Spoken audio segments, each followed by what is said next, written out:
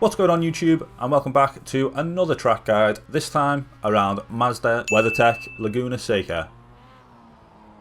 Whatever it's called, we're about to dive right in. If you do enjoy the video, please remember to hit that like button. If you're not subscribed, hit the subscribe button. Any thoughts, comments, questions, anything at all, drop it in the comments down below. Let's drive. Let's drive. Let's drive. Let's drive. Should that be my catchphrase? Let's drive. Let's drive. Drive. Let's drive. Let's drive. Let's drive. Let's drive. Let's drive. Let's drive.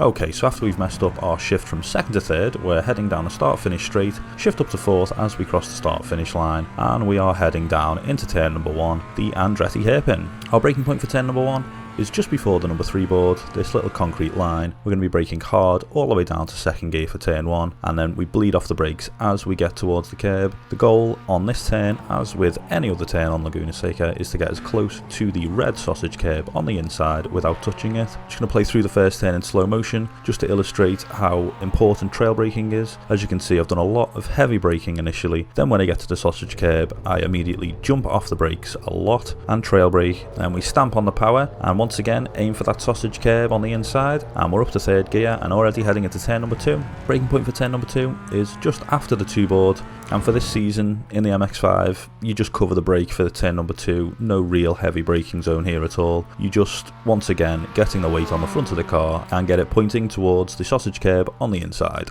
As you can see, I get my car rotated a little bit too much, so I just give the throttle a little blip to get some more understeer to avoid hitting the sausage curb, and then we ease the power back on as we get alongside the sausage curb using all of the track on exit, and then flying into turn number 3. Nice and simple turn number 3 this season, just a lift to get the car rotated at the end of this curb, and then ease the power back on as you come alongside the sausage curb on the inside. Then we're up to 4th gear on exit, heading down into the next turn. Quite a deceptive corner this, you can really dive into it because of the camber. Braking references you can use is the number 2 board, the rubber marks on the curb, or this concrete line in front of us here. I like to use the rubber markings on the curb. When your car is on these, you brake hard initially down to 3rd gear and get your car pointing towards the curb on the inside. As you can see, you bleed off the brakes very quickly here as you want to carry quite a lot of speed into this turn, as the camber does help you. And once again, aiming for that sausage curb on the inside, getting as close to it as we possibly can, and as soon as your car is lined up, you begin to apply the power nice and smoothly to keep your car rotating. Now we're up the hill into the kink, normally a very tricky corner.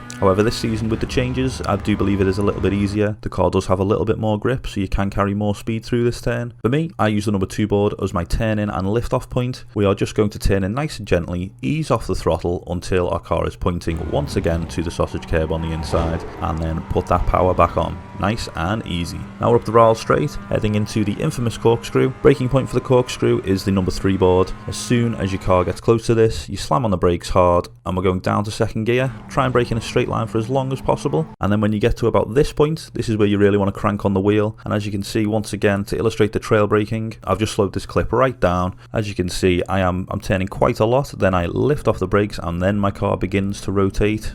And we really want to get 2 wheels on the inside curb here. Cut it as much as possible and then slam on the power as we drop down the corkscrew, shifting up to 3rd gear on the crest.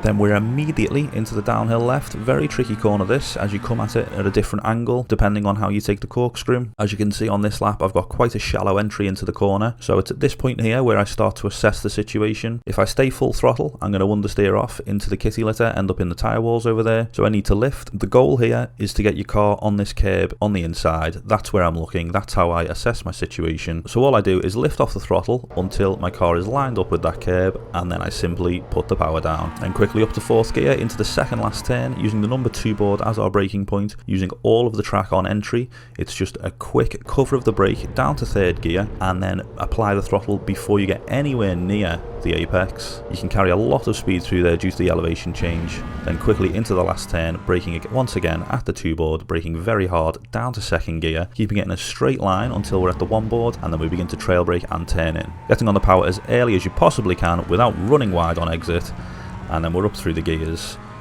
and across the finish line with a time of 1:38.614.